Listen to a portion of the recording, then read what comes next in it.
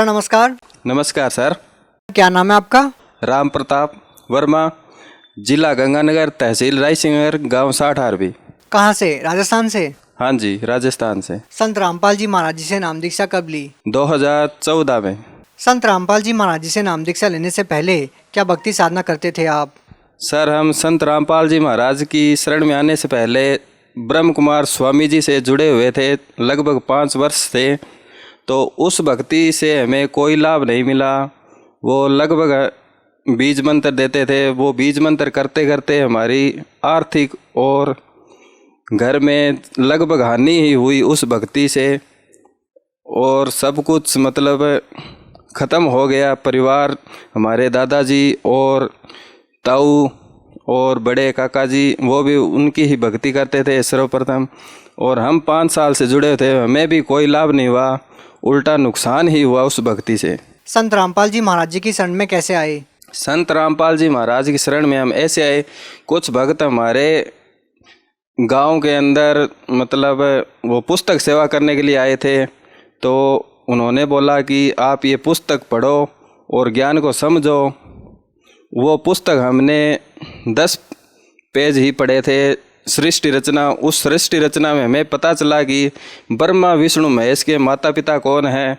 सबसे पहले तो हमें यह जानकारी मिली, और उसके बाद हमें मानव जीवन का पता चला कि हमें इस मानव जीवन में क्या भक्ति करनी चाहिए और क्या नहीं करनी चाहिए। जो हमारे मानव जीवन का मुख्य उद्देश्य है वो जीवन मरण का कष्ट खत्म हो।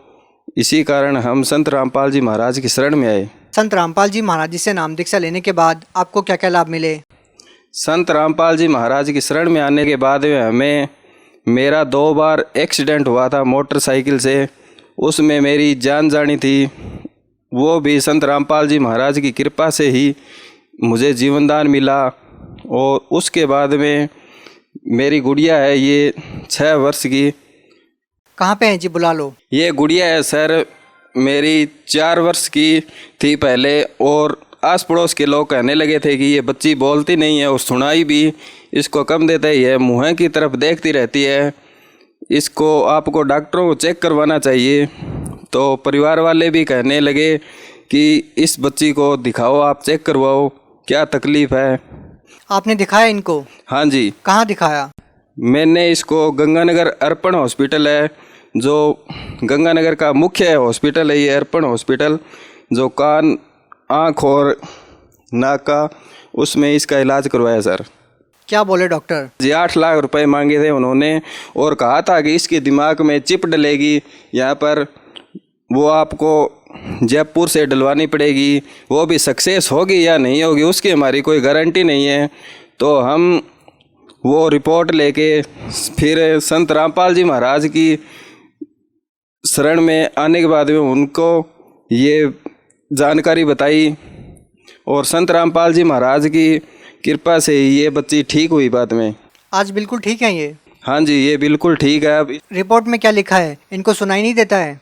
हाँ जी, बिल्कुल सुनाई नहीं देता था।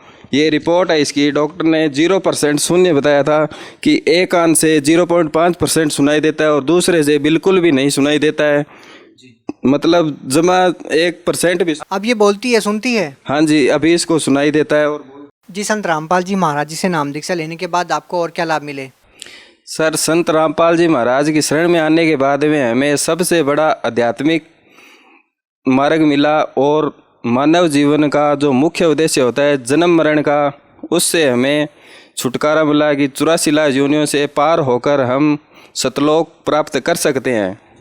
क्या आप कोई नशा भी करते थे?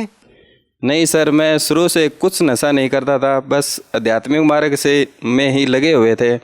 भगत समाज को क्या संदेश देना चाहते हैं? भगत समाज को सर मैं यही संदेश देना चाहता हूँ कि संत रामपाल जी महाराज की शरण में आइए, जो मानव जीवन का कल्याण कर रहे हैं, और 84 लाख योनियों से हमें पार लगाएंगे।